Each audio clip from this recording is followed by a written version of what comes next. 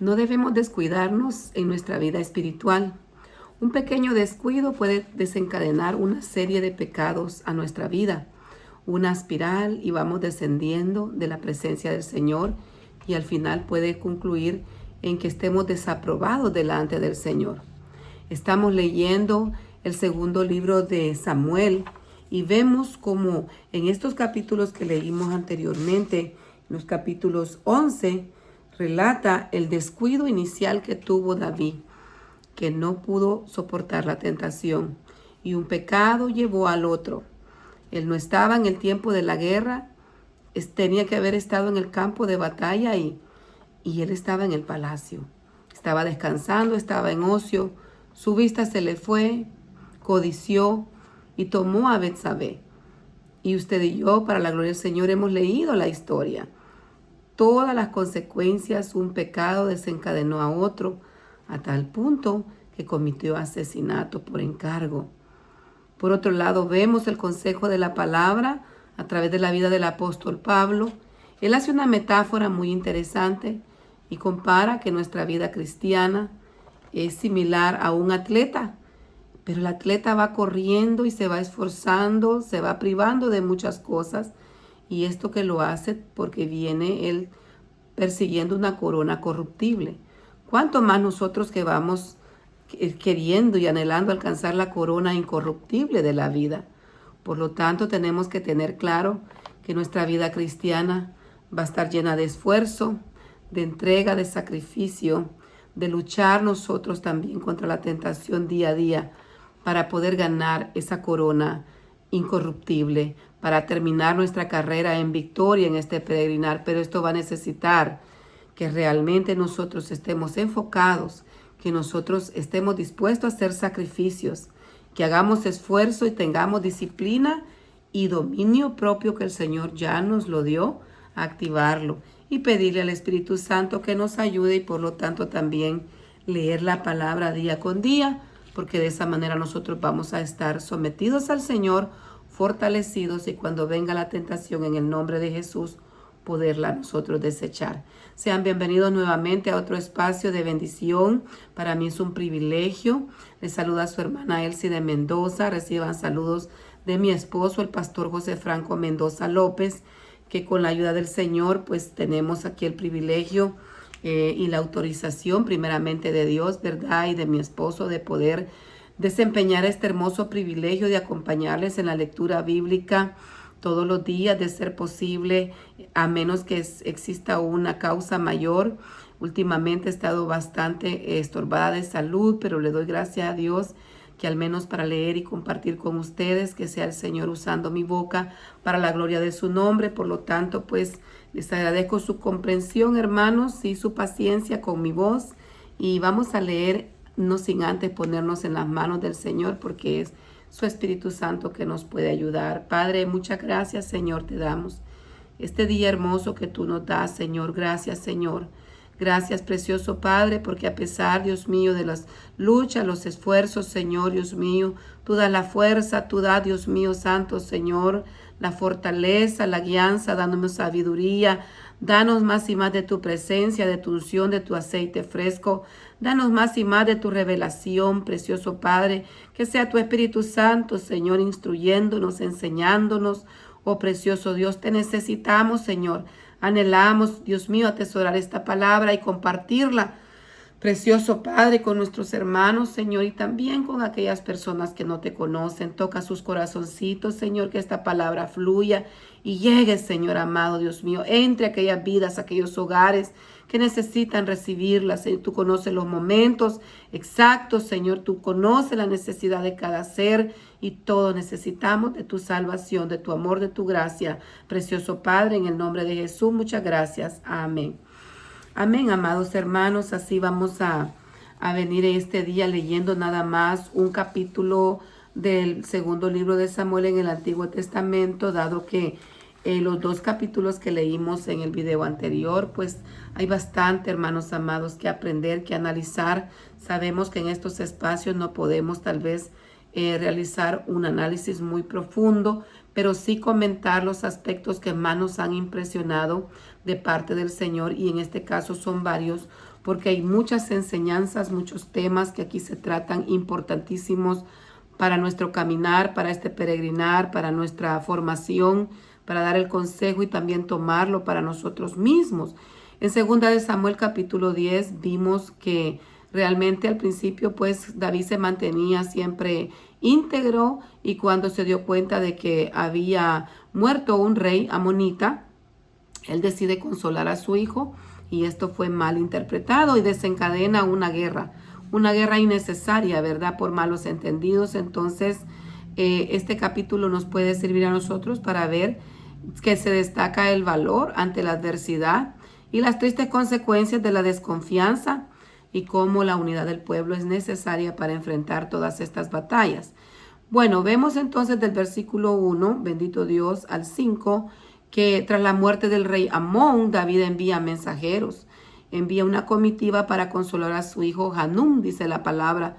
Pero los líderes mal aconsejaron al rey, malinterpretaron esta visita, y ellos no creyeron que era un mensaje de consuelo, de que estamos contigo, un pésame. No lo vieron así, sino que no vieron un acompañamiento, sino que ese gesto ellos lo tomaron como que estaban aprovechando la oportunidad y presentarse, pero para espiarlos, para darse cuenta de detalles, para quererlos atacar después. Entonces, ¿qué hacen ellos?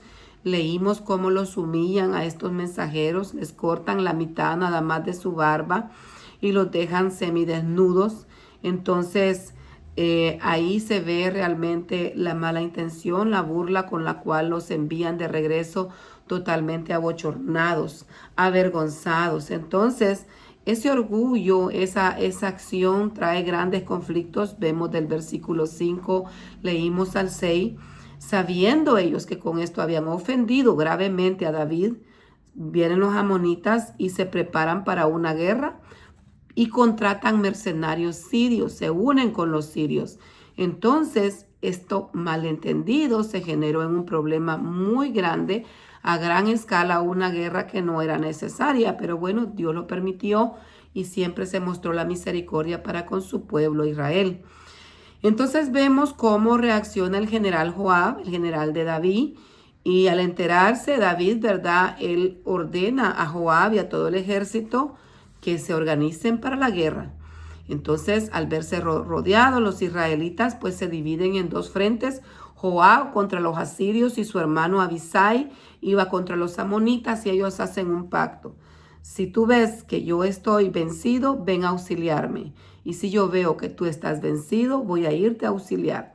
Así tendríamos nosotros que ser también contra las adversidades, ¿verdad?, del enemigo, y estar unidos como hermanos. Si vemos que nuestro hermano está vencido, se está debilitando, pues unos a otros darnos palabra de ánimo, apoyarnos en diferentes áreas. Porque también todos, aún los ancianitos, necesitamos, ¿verdad?, esas palabras de apoyo, de ánimo en los momentos de dificultad, porque todos lo pasamos, no solo de enfermedad, sino que otras circunstancias que como humanos pues enfrentamos en este peregrinar, en esta vida. Y qué lindo es tener un brazo amigo, un oído, un hombro en el cual llorar también físicamente. Sabemos que nosotros como creyentes podemos venir, doblar rodillas, hablar con Dios. Eso es lo principal, lo maravilloso. Tenemos con quien hablar, con quien recibir nosotros de Dios consuelo. Pero al Señor le ha placido también dejar a los hermanos, a la iglesia, a los líderes, al pastor, para poder también recibir un consejo de parte del Señor a la luz de la palabra. Así que hicieron ese apoyo, ¿verdad?, estos hermanos en la guerra, y realmente es un llamado al valor y a la fe, a la unidad. Antes de la batalla, Joab pronuncia unas palabras muy importantes, una frase muy memorable, la vamos a leer, dice literalmente: esfuérzate y esforcémonos por nuestro pueblo y por las ciudades de nuestro Dios, y haga el Señor lo que bien le parezca. Como que dicen, nosotros hagamos nuestra parte, esforcémonos, cuidemos a nuestro pueblo, a nuestra familia. Esto lo podemos tomar espiritualmente también. Nosotros seguir orando, seguir doblando rodillas, peleando la batalla también, guardando esta salvación con temor y temblor, y también pidiéndole al Señor misericordia por nuestros seres queridos. Y dejémosle al Señor que haga conforme a su misericordia y a su bondad. Confiemos que Él va a tocar los corazones de nuestros seres queridos porque es nuestra aflicción ver cuando nuestra familia, nuestros seres queridos, nuestra parentela, ya sea en sangre o hermanos y parientes que Dios va adjuntando a nuestra familia por medio de los cónyuges de nuestros hijos, etcétera, se han alejado del Señor. Viene una tristeza porque sabemos que el Señor viene pronto y al ver sus estados de vida, pues nosotros nos preocupamos porque queremos irnos todos juntos. ¿Cuál es el destino de esas almas? Tenemos que clamar, pero también confiar que Dios en su gran bondad y aferrarnos a esa palabra que dice, cree tú y toda tu casa será salva. Entonces nosotros creemos que confiando en Dios, que Él va a tocar esos corazones y que Él va a hacer grandes cosas, que los va a despertar y que va a traer esa hambre, esa sed de buscarle, que se enamoren de su palabra, de su presencia y que todos vamos a estar juntos eternamente con Él en el cielo, donde Él esté, ¿verdad? Donde Él esté, nosotros vamos a estar por misericordia. Así que tenemos que tener una mezcla de valentía, pero también responsabilidad y una fe incrementable ante el Señor, porque así lo hicieron estos hombres valientes y vemos que gracias al Señor, Dios recompensa esa confianza y les da la victoria. Les dio la victoria y hay un gran avance en el reinado. Israel derrota a los asirios. Tras agruparse los asirios, también vuelven a atacar, pero el ejército de David vuelve a vencer nuevamente, asegurando el control y estableciendo la paz sobre la región entera. Y esto forza a los asirios a ya no más querer ayudar a los amonitas. Qué bueno, ¿verdad? Se desbarató ese plan de las tinieblas de querer vencerlos. Pero pasamos ahora a meditar un poco de lo que leímos, a revisar un poco de lo que leímos en el capítulo número 11 del segundo libro de Samuel. Y aquí vemos una trágica caída del rey David. ¿Caída en qué sentido? En el sentido moral. Por eso es que hablábamos al principio, los descuidos. Los descuidos nos pueden traer grandes consecuencias.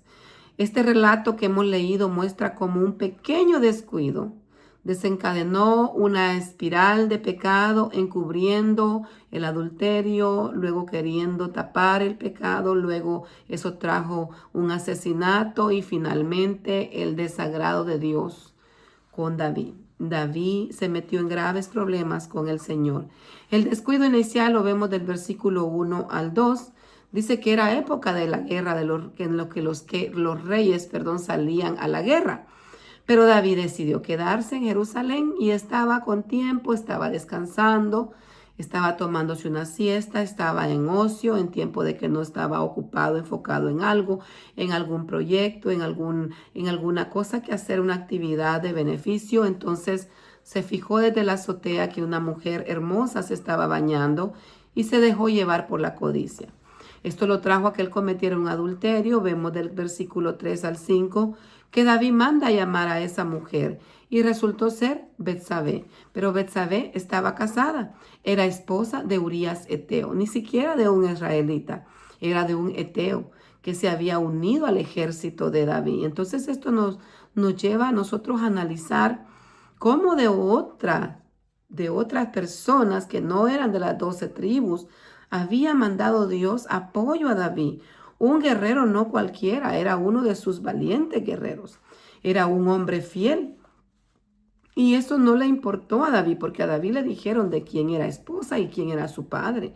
Y él la tomó. Entonces, luego después que ella se regresa a su casa, con el tiempo, ella le manda un mensaje y le dice, estoy embarazada, estoy encinta. A lo cual David reaccionó queriendo tapar todo eso. ¿Cómo? Mandando a llamar a Urías eteo, de allá donde estaba el frente de la batalla. ¿Pero para qué lo mandó llamar? Lo manda a llamar con el pretexto de querer saber de la guerra y de las personas, pero realmente él quería que fuera a su casa a dormir con su esposa y así cubrir ese embarazo y que no se sospechara que era de otra persona, que era del rey, sino que era de su propio esposo. Pero ¿cuál fue la sorpresa? Que Urías eteo era un hombre íntegro, temeroso, y él se queda afuera de la casa. El rey lo manda a dormir a su casa, él se quedó afuera del palacio durmiendo, se queda afuera. Entonces, sin embargo, Urías mostró esa lealtad inquebrantable porque dice, mis compañeros están allá en la batalla. ¿Cómo yo voy a bajar a dormir cómodamente y a tener deleite mientras ellos están allá en el campo, en medio del riesgo, en la batalla, un ejército acampando en el campo. Entonces, cuando el rey David se dio cuenta que su plan había fallado, quiso otra vez volverlo él a embriagar y poderlo llevar hacia hasta su casa. No le fue posible porque tampoco Urías bajó. ¿Y qué pasó? Ideó algo terrible: el asesinato por encargo.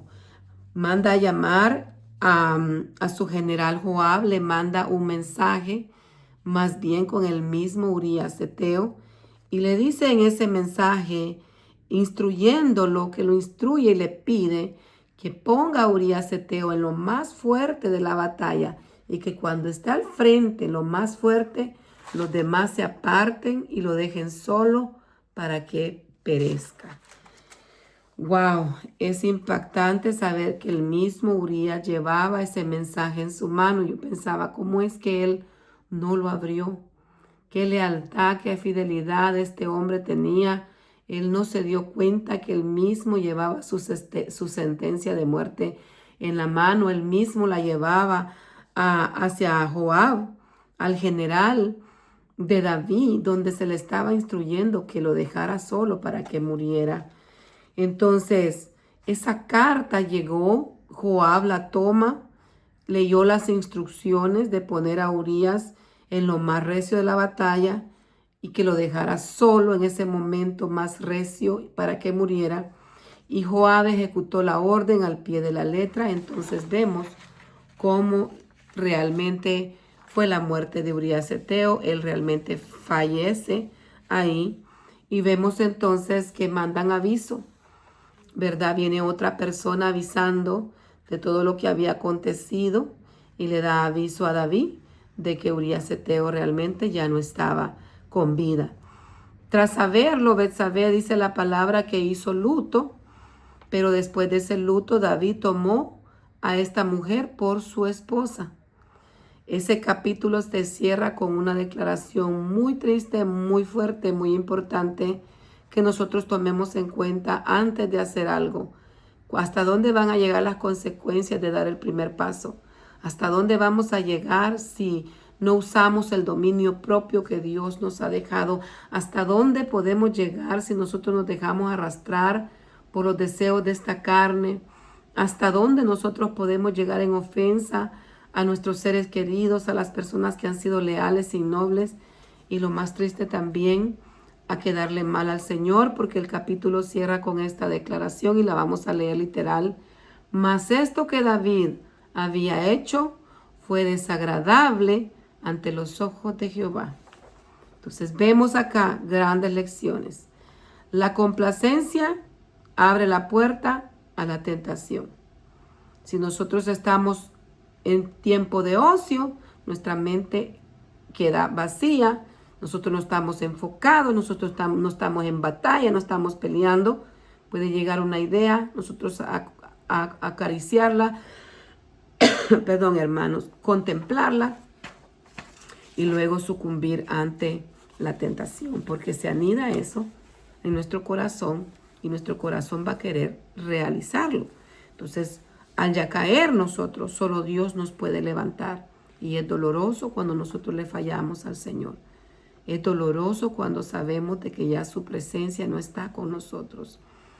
Es tan terrible una condición de sentirse lejos y seco delante del Señor.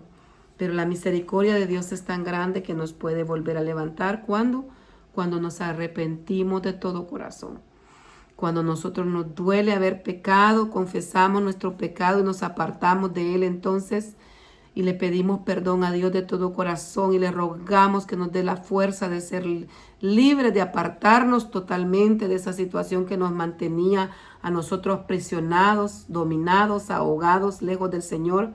Entonces Él nos hace libres y nos da la oportunidad de volver a empezar. Pero hay muchas consecuencias que tenemos que enfrentar cuando caemos. Entonces vemos que la ociosidad es peligrosa, que la autocomplacencia nos lleva a nosotros a abrir puertas a la tentación. El pecado nunca viene solo, es otro de los grandes temas y aprendizajes que podemos nosotros tomar. Una cosa nos lleva a la otra, una mentira lleva a la otra. Por querer tapar este hoyito hacemos otro más grande y así, y así, y así. Entonces, el pecado nunca va a venir solito. Una cosa viene acompañada con muchas otras situaciones o circunstancias en que todo se va haciendo un solo enredo. Para intentar cubrir una falta, pues David se vio obligado a mentir, a manipular y finalmente a cometer asesinato, porque se sintió que ya no podía más, ya no había podido él encubrir la situación que estaba pasando. Y también el otro mensaje es que nadie podemos mentirle al Señor. Y no podemos escondernos de Dios. Donde estemos, Él nos está viendo. Donde estemos, el Señor nos está observando, nos está escuchando. Él sabe las intenciones del corazón, por qué y para qué hacemos las cosas.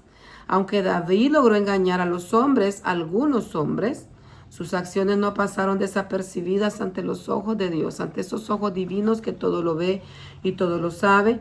Y esto va a traer graves consecuencias a su vida, a su familia, a su reinado, que nosotros vamos a leer en esta hora. Para la gloria del Señor, vamos a leer en este momento el capítulo número, estamos en el día 144 a propósito.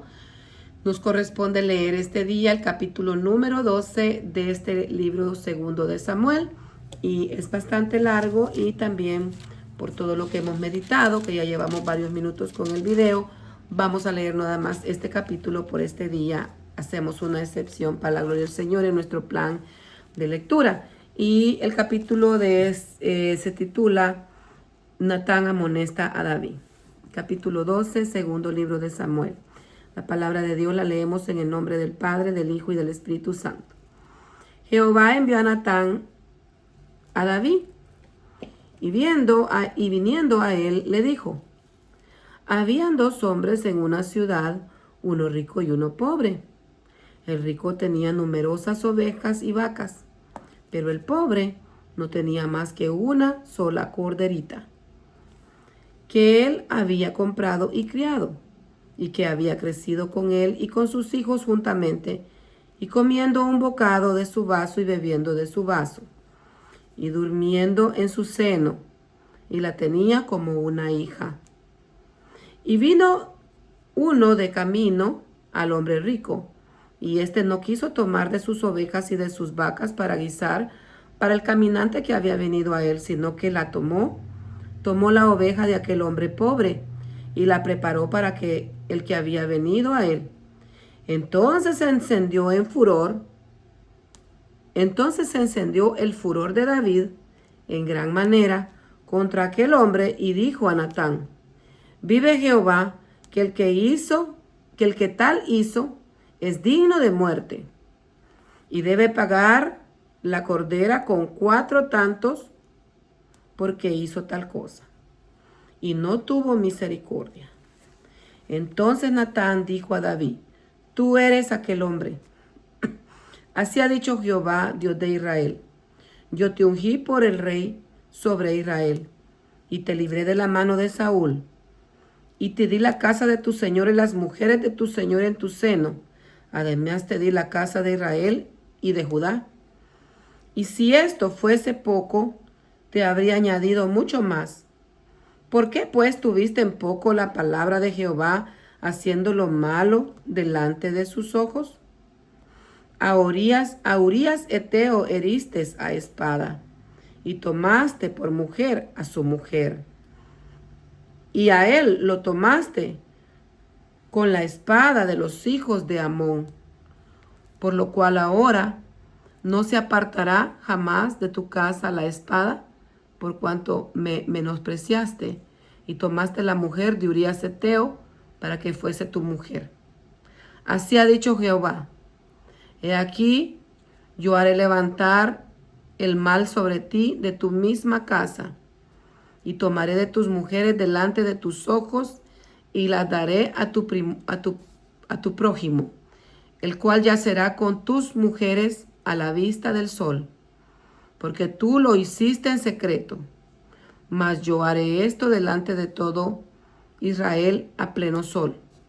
Entonces dijo David a Natán: pequé contra Jehová. Y Natán dijo a David, también Jehová ha redimido tu pecado, no morirás. Mas por cuanto con este asunto hiciste blasfemar a los enemigos de Jehová, el hijo que te ha nacido ciertamente morirá. Y Natán se volvió de su casa. Y Jehová hirió al niño que la mujer de Urías había dado a David, y enfermó gravemente. Entonces David rogó a Dios por el niño, y ayunó David, y entró, y pasó la noche acostado en tierra. Y se levantaron los ancianos de su casa, y fueron a él para hacerlo levantar de la tierra. Mas él no quiso, ni comió con ellos pan. Al séptimo día murió el niño, y temían los siervos de David hacerle saber que el niño había muerto, diciendo entre sí, cuando el niño aún vivía, le hablábamos y no quería oír nuestra voz. ¿Cuánto más se afligirá si le decimos que el niño ha muerto? Mas David, viendo a sus siervos hablar entre sí, entendió que el niño había muerto, por lo que dijo David a sus siervos, ¿ha muerto el niño? Y ellos respondieron, ha muerto. Entonces David se levantó de la tierra y se lavó y se ungió y cambió sus ropas y entró a la casa de Jehová y adoró. Después vino a su casa y pidió que le pusieron pan y comió. Y le dijeron sus siervos, ¿qué es esto que has hecho? Por el niño aún, viviendo aún ayunabas y llorabas, y muerto él te levantas y comiste pan. Y él respondió, viviendo aún el niño yo ayunaba y lloraba diciendo, ¿quién sabe si Dios tendrá compasión de mí y vivirá el niño? Mas ahora que ha muerto, ¿para qué he de ayunar? ¿Podré yo hacerle volver? Yo voy a él, mas él no volverá a mí. Y consoló David a Betsabé, su mujer, y llegándose a ella, durmió con ella, y ella le dio a luz un hijo, y llamó su nombre Salomón, al cual amó Jehová, y envió un mensaje por medio de Natán, profeta, así llamó su nombre Yedidias, a causa de Jehová. David captura a Rabá. Joab peleaba contra Rabá de los hijos de Amón y tomó la ciudad real. Entonces envió Joab mensajeros a David diciendo, yo he puesto sitio a Rabá y he tomado la ciudad de las aguas. Reúne pues ahora al pueblo que queda y acampa contra la ciudad y tómala, no sea que tome yo la ciudad y sea llamada de mi nombre. Y juntando David a todo el pueblo, fue contra Rabá y combatió contra ella y la tomó y quitó la corona de la cabeza de su rey, la cual pesaba 1 talento de oro y tenía piedras preciosas, y fue puesta sobre la cabeza de David. Y sacó muy grande botín de la ciudad. Sacó además a la gente que estaba en ella y los puso a trabajar con sierras y con trillos de hierro y hachas de hierro, y además los hizo trabajar en los hornos de ladrillos, y asimismo hizo todas las ciudades de los asimismo hizo a todas las ciudades de los hijos de Amón, y volvió David con todo el pueblo a Jerusalén. Gloria a Dios, así hemos terminado de leer el capítulo número 12. Vamos a continuar nuestro plan de lectura con la ayuda del Señor, leyendo. Siempre estamos en Primera de Corintios, nos corresponde leer hoy el capítulo número 10 y vamos a ver con la ayuda del Señor que leímos en el capítulo 9 de Corintios. Disculpen, hermano.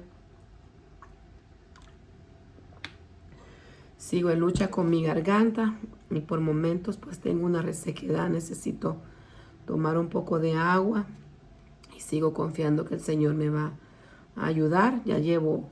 Voy para 8 días el día de mañana, creo yo, ya luchando, pero estamos confiando en el Señor, que Él pone su mano de sanidad. Amén.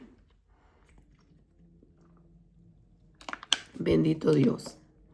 Entonces vemos acá en el capítulo número 9 que leíamos el apóstol Pablo defiende su derecho como ministro del Señor de recibir un apoyo económico, pero explica que él renuncia voluntariamente. ¿Por qué?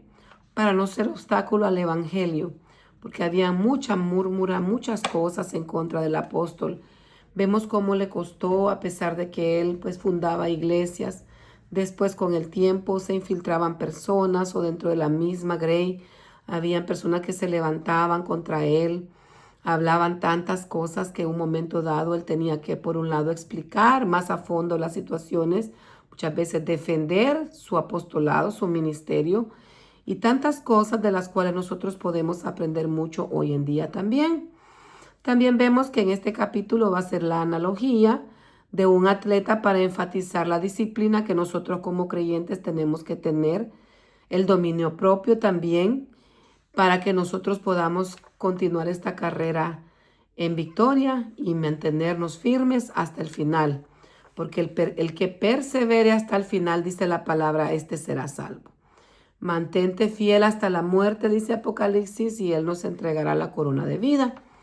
Entonces vemos que del versículo 7 al 14 de Primera de Corintios, vemos que el apóstol Pablo nos habla de parte del Señor al derecho que los ministros tienen. Pablo argumenta y bíblicamente comprueba que lógicamente que los que sirven a tiempo completo a Dios tienen derecho legítimo de ser sustentados también económicamente por la iglesia.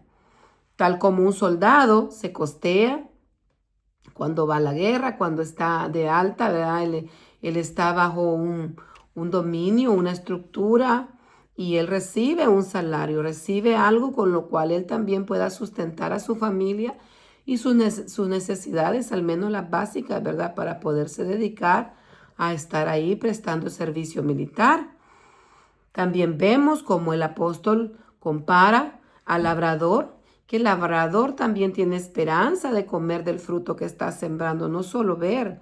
Igualmente los bueyes, ¿verdad? Dice, no pongáis bozal al buey que va también trabajando, va trillando, algo tiene también que sustentarse el buey. Entonces, pero él, a pesar de esto, que es legítimo que él pudiese tomar una bendición económica, dice que él en este momento renuncia voluntariamente por un bien mayor. ¿Por qué?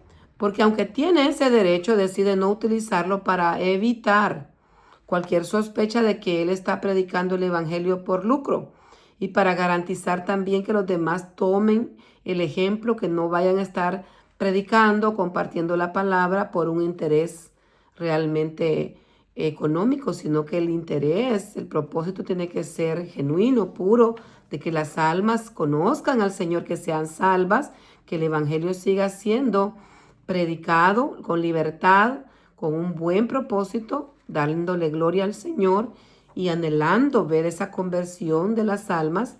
Y esta es una verdadera recompensa al ver que el trabajo va teniendo fruto, ¿verdad? Uno siembra, otro riega, pero el crecimiento lo da el Señor y nosotros nos gozamos.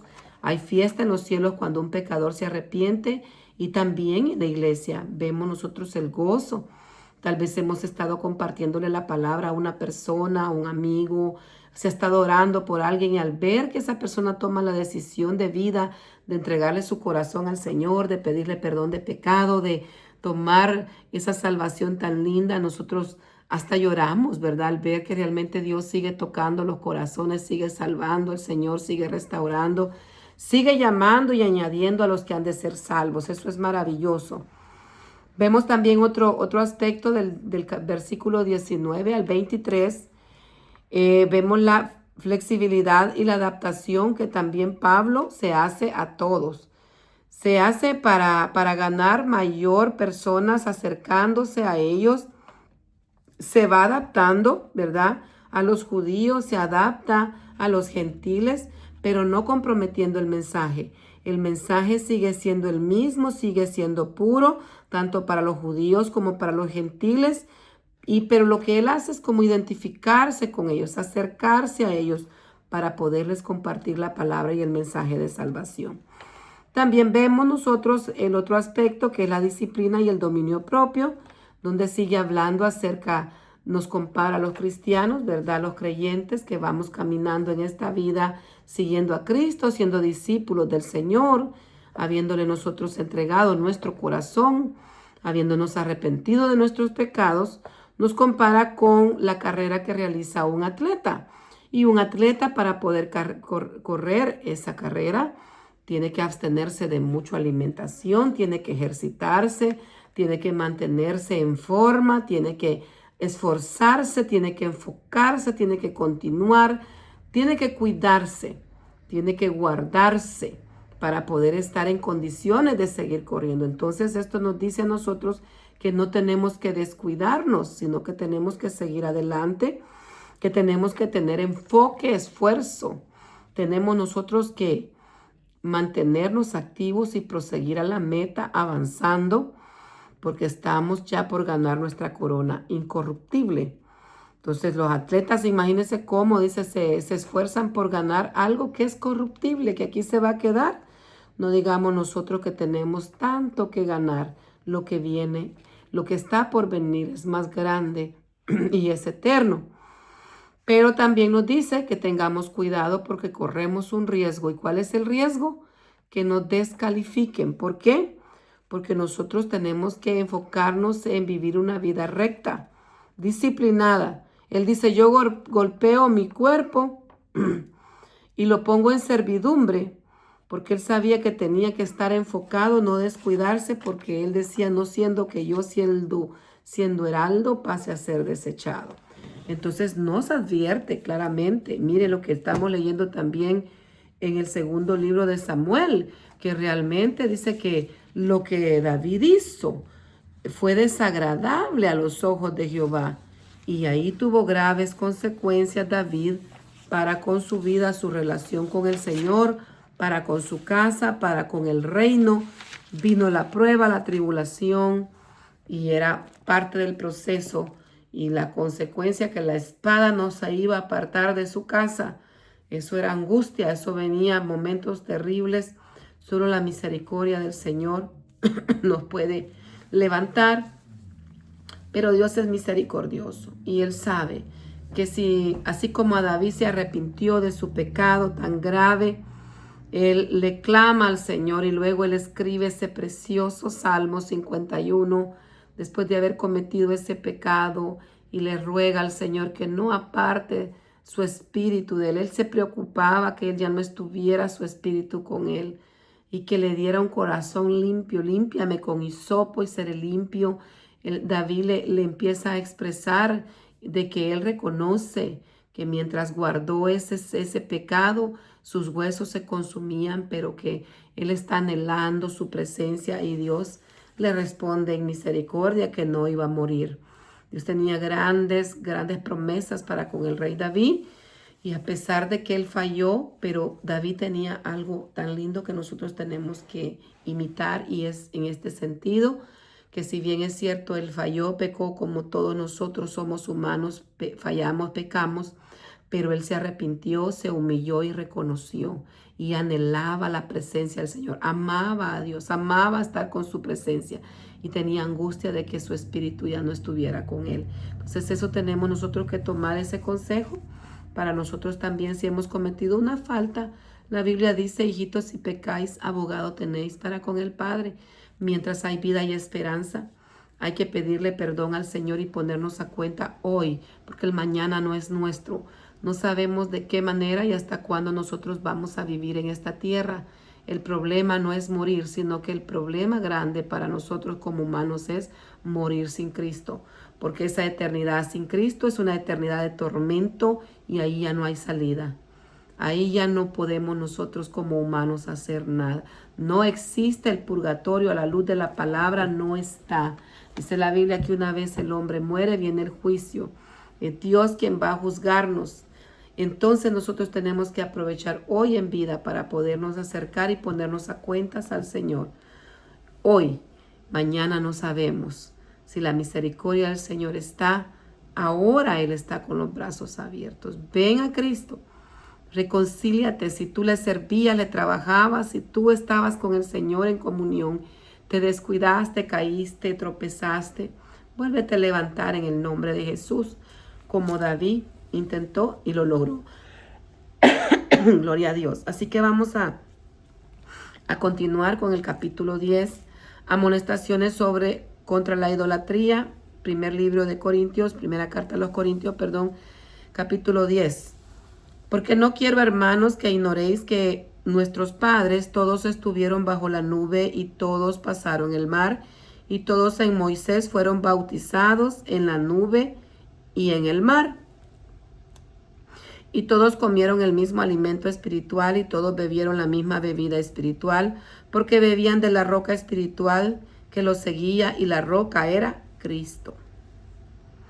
Pero de los más de ellos no se agradó Dios, por lo cual quedaron postrados en el desierto.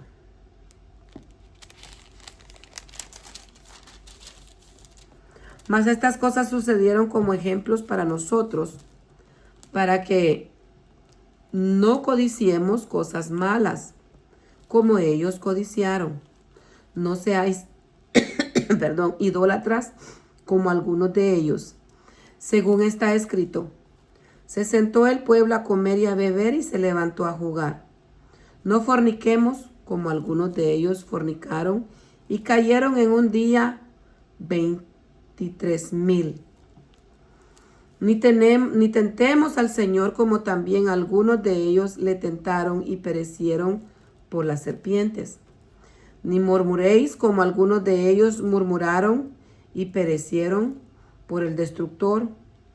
Y estas cosas les acontecieron como ejemplo y están escritas para amonestarnos a nosotros, a quienes han alcanzado los fines de los siglos.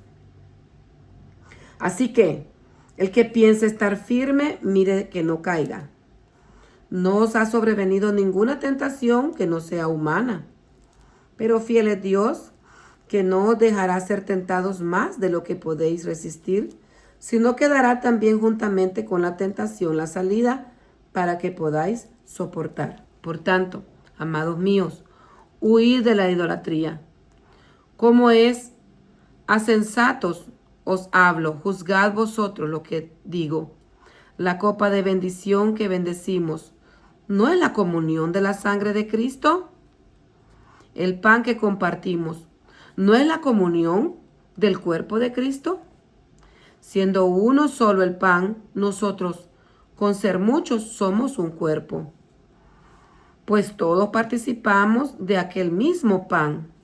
Mirad a Israel según la carne, los que comen de los sacrificios, ¿no son partícipes del altar? ¿Qué digo pues?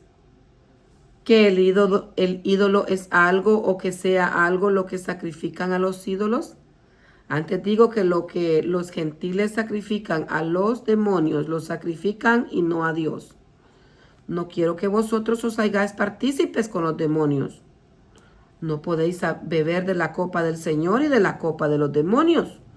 No podéis participar de la mesa del Señor y de la mesa de los demonios. ¿O provocaremos al Señor a celos? ¿Somos más fuertes que Él? Haced todo para la gloria del Señor, del versículo 23 en adelante. Todo me es lícito, pero no todo me conviene. Todo me es lícito, pero no todo edifica. Ninguno busque su propio bien, sino el del otro. De todo lo que se vende en la carnicería, comed sin preguntar nada por motivos de conciencia, porque del Señor es la tierra y su plenitud. Si algún incrédulo os invita y queréis ir, de todo lo que os ponga delante, comed sin preguntar nada por motivos de conciencia. Mas si alguien os dijere, esto fue sacrificado a los ídolos, no lo comáis, por causa de aquel que declaró y por motivos de conciencia, porque del Señor es la tierra y su plenitud. La conciencia, digo, no la tuya, sino la del otro. Pues, ¿por qué se ha de juzgar mi libertad por la conciencia de otro? Y si yo con agradecimiento participo, ¿por qué he de ser censurado por aquello que doy gracias?